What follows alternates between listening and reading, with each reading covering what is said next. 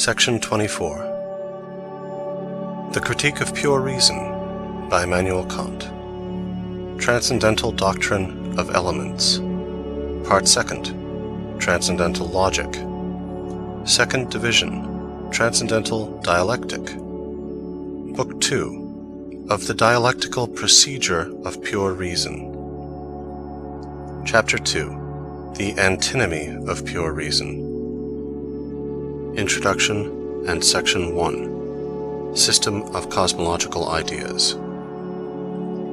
We showed in the introduction to this part of our work that all transcendental illusion of pure reason arose from dialectical arguments, the schema of which logic gives us in its three formal species of syllogisms, just as the categories find their logical schema in the four functions of all judgments. The first kind of these sophistical arguments related to the unconditioned unity of the subjective conditions of all representations in general, of the subject or soul, in correspondence with the categorical syllogisms, the major of which, as the principle, enounces the relation of a predicate to a subject. The second kind of dialectical argument will therefore be concerned, following the analogy with hypothetical syllogisms, with the unconditioned unity of the objective conditions in the phenomenon, and, in this way, the theme of the third kind to be treated of in the following chapter will be the unconditioned unity of the objective conditions of the possibility of objects in general. But it is worthy of remark that the transcendental paralogism produced in the mind only a one-third illusion in regard to the idea of the subject of our thought, and the conceptions of reason gave no ground to maintain the contrary proposition. The advantage is completely on the side of pneumatism, although this theory itself passes into naught in the crucible of pure reason. Very different is the case when we apply reason to the objective synthesis of phenomena. Here, certainly, reason establishes, with much plausibility, its principle of unconditioned unity, but it very soon falls into such contradictions that it is compelled, in relation to cosmology, to renounce its pretensions. For here, a new phenomenon of human reason meets us, a perfectly natural antithetic, which does not require to be sought for by subtle sophistry, but into which reason of itself unavoidably falls. It is thereby preserved, to be sure, from the slumber of a fancied conviction, which a merely one-sided illusion produces, but it is at the same time compelled either, on the one hand, to abandon itself to a despairing skepticism, or, on the other, to assume a dogmatical confidence and obstinate persistence in certain assertions, without granting a fair hearing to the other side of the question. Either is the death of a sound philosophy, although the former might perhaps deserve the title of the euthanasia of pure reason. Before entering this region of discord and confusion, which the conflict of the laws of pure reason, antinomy, produces, we shall present the reader with some considerations in explanation and justification of the method we intend to follow in our treatment of this subject.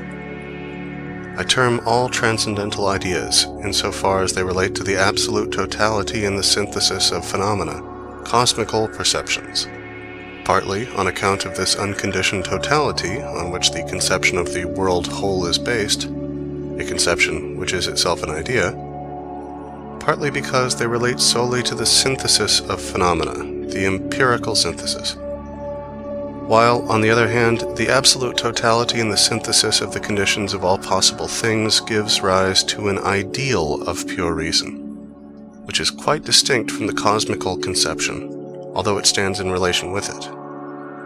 Hence, as the paralogisms of pure reason laid the foundation for a dialectical psychology, the antinomy of pure reason will present us with the transcendental principles of a pretended pure, rational cosmology, not, however, to declare it valid and to appropriate it, but, as the very term of a conflict of reason sufficiently indicates, to present it as an idea which cannot be reconciled with phenomena and experience. Section 1. System of Cosmological Ideas. That we may be able to enumerate with systematic precision these ideas according to a principle, we must remark, in the first place, that it is from the understanding alone that pure and transcendental conceptions take their origin, that the reason does not properly give birth to any conception, but only frees the conception of the understanding from the unavoidable limitation of a possible experience, and thus endeavors to raise it above the empirical, though it must still be in connection with it.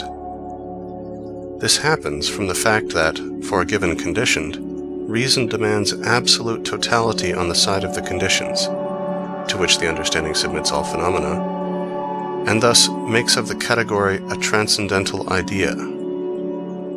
This it does that it may be able to give absolute completeness to the empirical synthesis, by continuing it to the unconditioned, which is not to be found in experience, but only in the idea. Reason requires this according to the principle: if the conditioned is given, the whole of conditions, and consequently the absolutely unconditioned, is also given, whereby alone the former was possible. First, then, the transcendental ideas are properly nothing but categories elevated to the unconditioned, and they may be arranged in a table according to the titles of the latter. But secondly, all the categories are not available for this purpose, but only those in which the synthesis constitutes a series of conditions subordinated to, not coordinated with, each other. Absolute totality is required of reason only insofar as concerns the ascending series of the conditions of a conditioned, not, consequently, when the question relates to the descending series of consequences, or to the aggregate of the coordinated conditions of these consequences. For, in relation to a given conditioned, conditions are presupposed and considered to be given along with it. On the other hand, as the consequences do not render possible their conditions, but rather presuppose them, in the consideration of the procession of consequences, or in the descent from the given condition to the conditioned, we may be quite unconcerned whether the series ceases or not, and their totality is not a necessary demand of reason. Thus we cogitate, and necessarily, a given time completely elapsed up to a given moment, although that time is not determinable by us. But as regards time future, which is not the condition of arriving at the present, in order to conceive it, it is quite indifferent whether we consider future time as ceasing at some point, or as prolonging itself to infinity. Take, for example, the series MNO, in which n is given as conditioned in relation to m, but at the same time as the condition of O, and let the series proceed upwards from the conditioned n to m, l, k, I, etc., and also downwards from the condition n to the conditioned O, p, q, r, etc. I must presuppose the former series to be able to consider n as given, and n is, according to reason, the totality of conditions, possible only by means of that series. But its possibility does not rest on the following series, O, P, Q, R, which for this reason cannot be regarded as given, but only as capable of being given, dabilis. I shall term the synthesis of the series on the side of the conditions, from that nearest to the given phenomenon, up to the more remote, regressive. That which proceeds on the side of the conditioned, from the immediate consequence to the more remote, I shall call the progressive synthesis. The former proceeds in antecedentia, the latter in consequentia. The cosmological ideas are therefore occupied with the totality of the regressive synthesis, and proceed in antecedentia, not in consequentia. When the latter takes place, it is an arbitrary and not a necessary problem of pure reason. For we require, for the complete understanding of what is given in a phenomenon, not the consequences which succeed, but the grounds or principles which precede. In order to construct the table of ideas in correspondence with the table of categories, we take first the two primitive quanta of all our intuitions, time and space.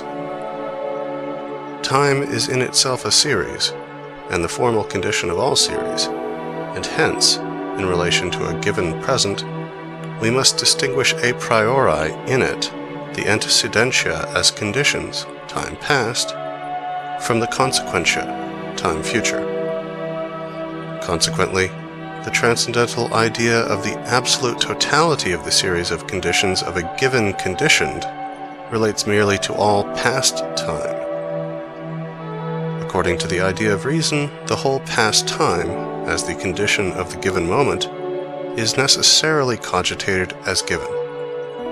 But as regards space, there exists in it no distinction between progressus and regressus, for it is an aggregate and not a series, its parts existing together at the same time.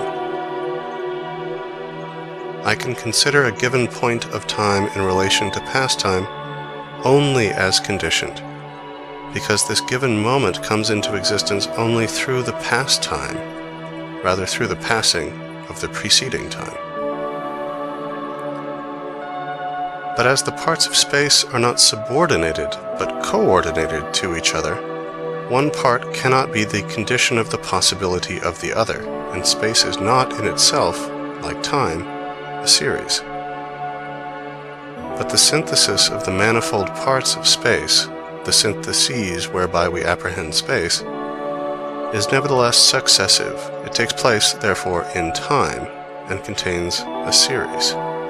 And as in this series of aggregated spaces, for example, the feet in a rod, beginning with a given portion of space, those which continue to be annexed form the condition of the limits of the former. The measurement of a space must also be regarded as a synthesis of the series of the conditions of a given conditioned.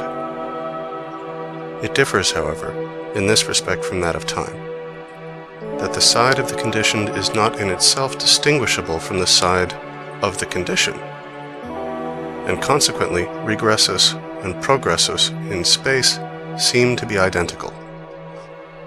But inasmuch as one part of space is not given, but only limited by and through another, we must also consider every limited space as conditioned, insofar as it presupposes some other space as the condition of its limitation, and so on.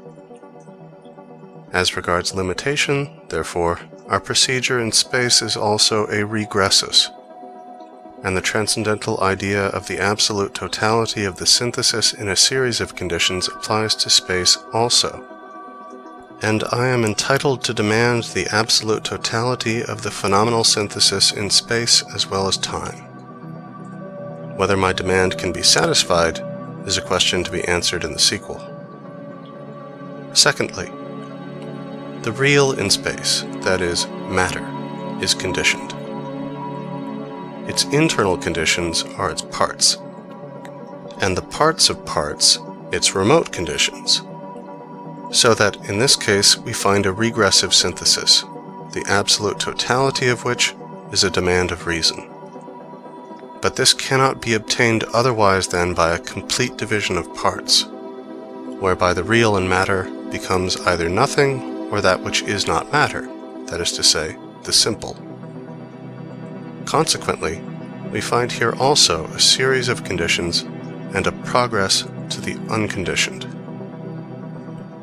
Thirdly, as regards the categories of a real relation between phenomena, the category of substance and its accidents is not suitable for the formation of a transcendental idea.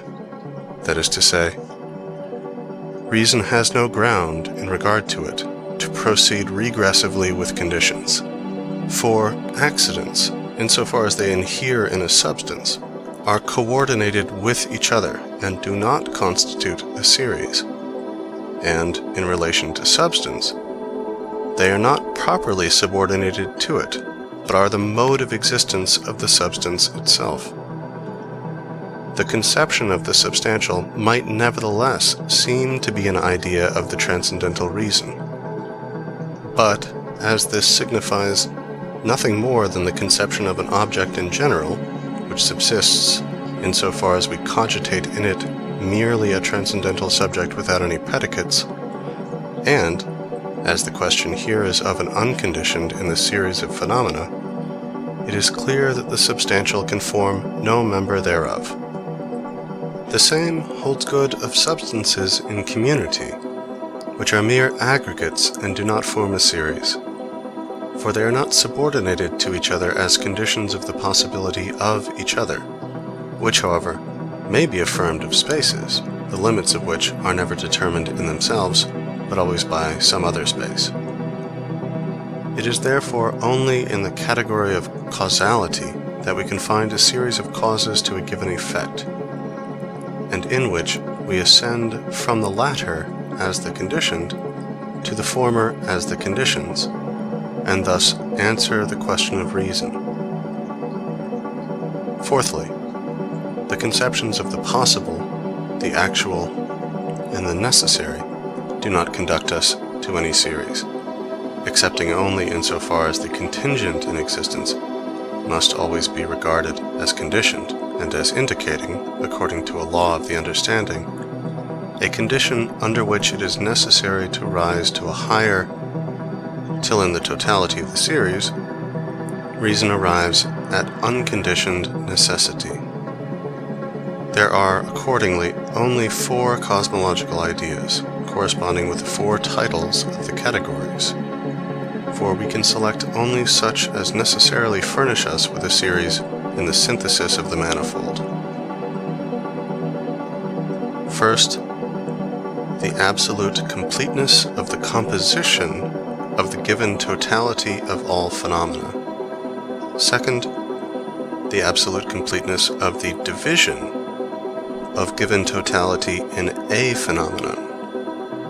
Third, the absolute completeness of the origination of a phenomenon.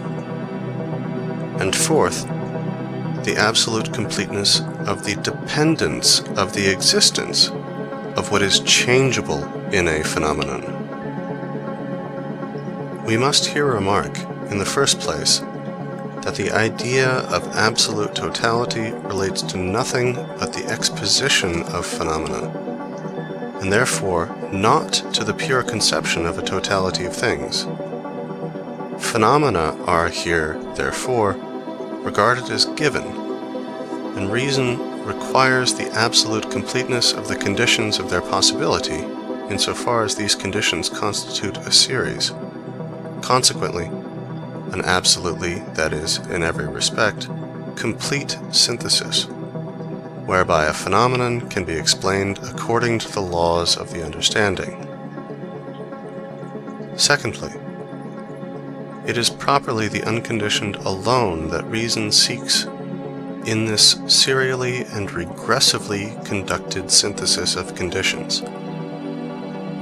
It wishes, to speak in another way, to attain to completeness in the series of premises, so as to render it unnecessary to presuppose others. This unconditioned is always contained in the absolute totality of the series, when we endeavor to form a representation of it in thought. But this absolutely complete synthesis is itself but an idea, for it is impossible, at least beforehand, to know whether any such synthesis is possible in the case of phenomena. When we represent all existence in thought by means of pure conceptions of the understanding, without any conditions of sensuous intuition, we may say with justice that for a given conditioned, the whole series of conditions subordinated to each other is also given, for the former is only given through the latter. But we find in the case of phenomena a particular limitation of the mode in which conditions are given, that is, through the successive synthesis of the manifold of intuition, which must be complete in the regress. Now, whether this completeness is sensuously possible is a problem. but the idea of it lies in the reason, be it possible or impossible to connect with the idea adequate empirical conceptions. Therefore, as in the absolute totality of the regressive synthesis of the manifold in a phenomenon, following the guidance of the categories which represent it as a series of conditions to a given conditioned, the unconditioned is necessarily contained, it being still left unascertained whether and how this totality exists. Reason sets out from the idea of totality, although its proper and final aim is the unconditioned, of the whole series or of a part thereof. This unconditioned may be cogitated, either as existing only in the entire series, all the members of which therefore would be without exception conditioned, and only the totality absolutely unconditioned. And in this case, the regressus is called infinite. Or the absolutely unconditioned is only a part of the series, to which the other members are subordinated, but which is not itself submitted to any other condition. Footnote 48. The absolute totality of the series of conditions to a given conditioned is always unconditioned, because beyond it there exist no other conditions on which it might depend. But the absolute totality of such a series is only an idea, or rather a problematical conception, the possibility of which must be investigated, particularly in relation to the mode in which the unconditioned, as the transcendental idea which is the real subject of inquiry, may be contained therein. Back to text. In the former case, the series is a parti priori unlimited, without beginning, that is, infinite, and nevertheless completely given. But the regress in it is never completed, and can only be called potentially infinite. In the second case, there exists a first in the series. This first is called, in relation to past time, the beginning of the world; in relation to space, the limit of the world; in relation to the parts of a given limited whole, the simple; in relation to causes, absolute spontaneity, liberty; and in relation to the existence of changeable things, absolute physical necessity. We possess two expressions, world and nature, which are generally interchanged. The first denotes the mathematical total of all phenomena and the totality of their synthesis, in its progress by means of composition as well as by division. And the world is termed nature when it is regarded as a dynamical whole, when our attention is not directed to the aggregation in space and time for the purpose of cogitating it as a quantity, but to the unity in the existence of phenomena. Footnote 49. Nature, understood adjective formaliter, signifies the complex of the determinations of a thing, connected according to an internal principle of causality. On the other hand, we understand by nature substantive, materialiter, the sum total of phenomena, insofar as they, by virtue of an internal principle of causality, are connected with each other throughout. In the former sense, we speak of the nature of liquid matter, of fire, etc., and employ the word only adjective, while, if speaking of the objects of nature, we have in our minds the idea of a subsisting whole. Back to text. In this case, the condition of that which happens is called a cause. The unconditioned causality of the cause in a phenomenon is termed liberty. The conditioned cause is called, in a more limited sense, a natural cause. The conditioned in existence is termed contingent, and the unconditioned necessary. The unconditioned necessity of phenomena may be called natural necessity. The ideas which we are at present engaged in discussing I have called cosmological ideas, partly because by the term world is understood the entire content of all phenomena, and our ideas are directed solely to the unconditioned among phenomena, partly also because world, in the transcendental sense, signifies the absolute totality of the content of existing things, and we are directing our attention only to the completeness of the synthesis, although properly only in regression. In regard to the fact that these ideas are all transcendent, and although they do not transcend phenomena as regards their mode, but are concerned solely with the world of sense, and not with noumena, nevertheless carry their synthesis to a degree far above all possible experience. It still seems to me that we can, with perfect propriety, designate them cosmical conceptions. As regards the distinction between the mathematically and the dynamically unconditioned, which is the aim of the regression of the synthesis, I should call the two former, in a more limited signification, cosmical conceptions, the remaining two transcendent physical conceptions. This distinction does not at present seem to be of particular importance, but we shall afterwards find it to be of some value. End Chapter 2. The Antinomy of Pure Reason. This recording is in the public domain.